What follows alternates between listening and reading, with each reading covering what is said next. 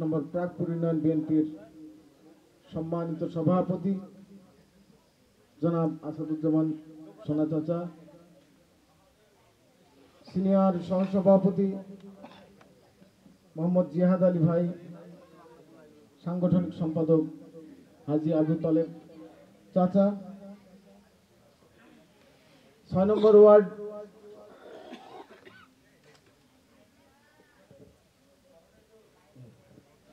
Word বিএনপির সভাপতি প্রবীণ BNP নেতা সাবেক মেম্বার জনাব ফরিদউদ্দিন বিশ্বাস,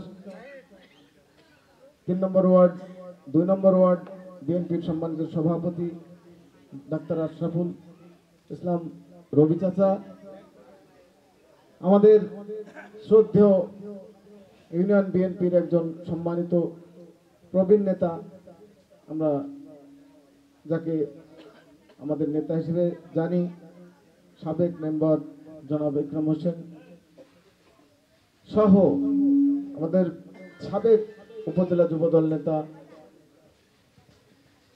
ডাক্তার রবিউল ইসলাম ভাই, কৃষক দল দৌলতপুর উপজেলা যুগ্ম আহ্বায়ক কামরুজ্জামান সোহেল, স্বেচ্ছাসেবক দল সদস্য আমার অ্যাঙ্করের ওস্তাদ আমার মামা আলাউদ্দিন,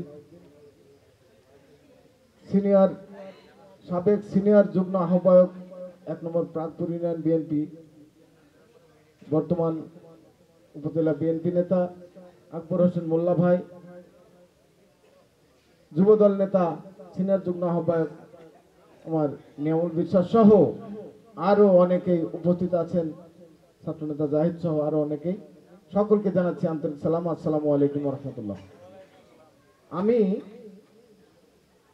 ফেসবুক একটু বেশি চালাই, অনেকে জানে আমি ফেসবুকে একটু বেশি সময় থাকি।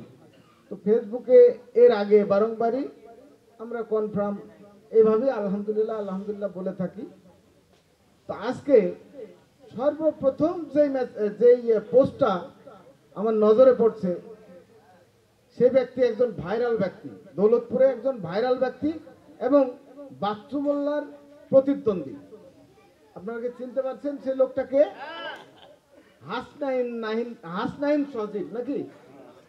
সজীব সর্বপ্রথম পোস্ট করেছে যে আলহামদুলিল্লাহ দৌলতপুর কুষ্টায় 1 আলহাজ রেজামত বাচ্চু মোল্লা, কুষ্টা 2 রাগিব চৌধুরী, 3 মেহেদি হাসান রুমি এবং 4 জাকির হোসেন সরকার। আপনারা একটু আলহামদুলিল্লাহ বলেন। আমার আর বিশ্বাস হতে দেরি হয়নি, আমিও সাথে সাথে পোস্ট করছি। তো যাই হোক, আমরা 100% শিওর হয়ে গেছি মহান আল্লাহর ইচ্ছায় আমাদের প্রিয় নেতা, যিনি আমাদেরকে মা মুরগির মতো লালন পালন করেছেন, মা মুরগির মতো।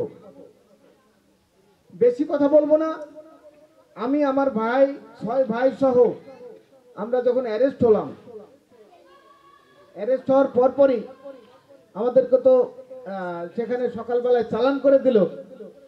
ওইখানে গিয়ে আমরা খালি চিন্তা করছি যে আমাদের এখন কোথায় নেওয়া হবে, কোথায় কি করা হবে, আল্লাহ কি জানে।